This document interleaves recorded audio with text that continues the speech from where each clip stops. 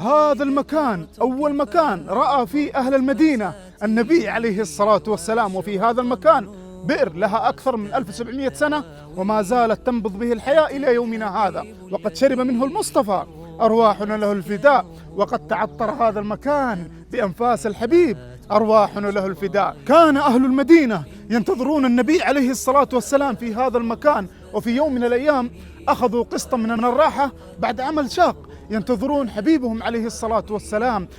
فصعد رجل على حصن أو قمة مرتفعة فنادى بهم: يا أبناء قيلة، يا أبناء قيلة، قد جاء صاحبكم الذي تنتظرون، أي النبي عليه الصلاة والسلام. وأبناء قيلة نسبة لأمهم قيلة اللي هم الأوس والخزرج الأنصار رضوان الله عليهم جميعا.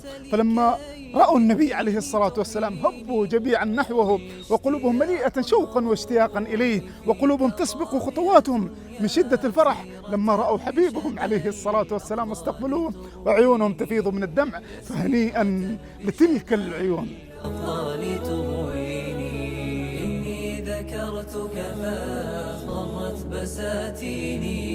وأما عن سبب تسمية هذا المكان ببستان المستظل، لأن أبو بكر الصديق رضي الله عنه وأرضاه أظل النبي عليه الصلاة والسلام بردائه الشريف عن الشمس حتى لا يتأذى المصطفى أرواحنا الفداء.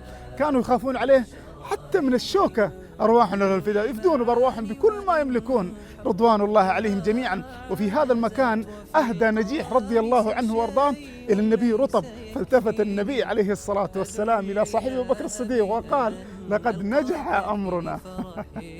وهذه البئر كما ذكرنا شرب منها المصطفى أرواحنا الفداء عليه الصلاة والسلام، وكانت هذه البئر ملك لسعد بن خيثمة ورثها عن أجداده رضي الله عنه وارضاه. وقيل أيضا أن النبي صلوات ربي وسلامه عليه صلى في هذا المكان، وهذا المكان زي ما انتم شايفين بعد الترميم، وهذه الحجارة على ما هي عليه من أكثر من 1400 سنة، وحاولوا أنهم يخرجونها لكن ما قدروا يطلعونها من مكانها. زوار اللي يبغون يشربون من البئر اللي شرب منها النبي عليه الصلاة والسلام اللي هي بئر عذق، الدولة الله يعزها قامت بمجهودات تذكر فتشكر، حفظ الله هذه الدولة العظيمة، حطت لنا صنابير ماء بعد التصفية لهذه البئر، فاللي يزور هذا المكان لازم يشرب من هذه الموية الطيبة. وأسأل الله أن يجمعنا معاكم مع المصطفى عليه الصلاة والسلام من غير حساب ولا سابق عذاب.